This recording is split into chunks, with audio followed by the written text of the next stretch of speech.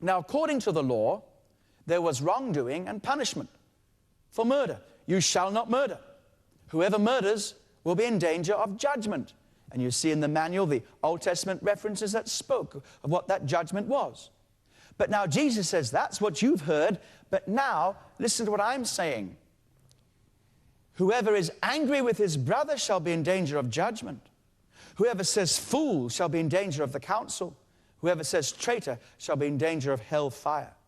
In other words, Jesus is saying it's not just the outward act of murder that God is against.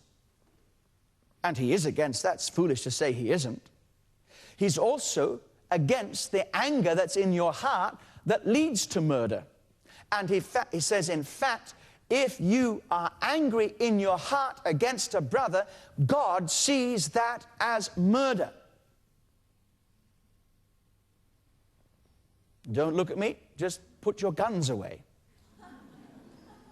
So many people come into church meetings and live their lives as Christians armed to the teeth.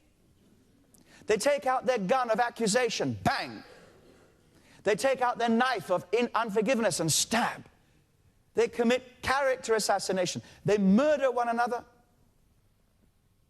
by anger and by not dealing with that anger.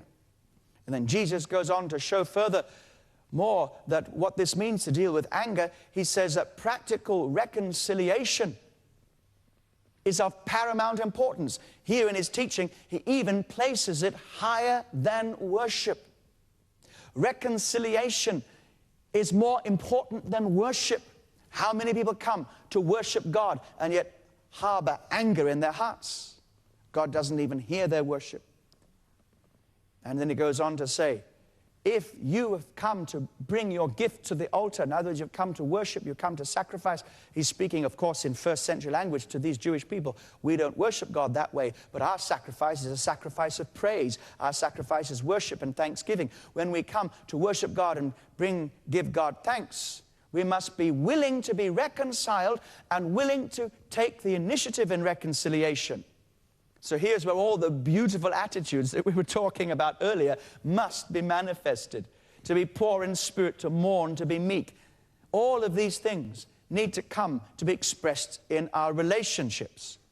And a marvelous way in which the New Testament takes this teaching up is found in Ephesians chapter 4 and verse 26. Let's read it. Be angry and do not sin. Do not let sun go down on your wrath, nor give place to the devil. And then also goes on later on in verse 31. Let all bitterness, wrath, anger, clamor, and evil speaking be put away from you with all malice, and be kind to one another, tender-hearted, forgiving one another, just as God in Christ forgave you. So this is how we're to live. Now notice how Jesus takes the law and develops it.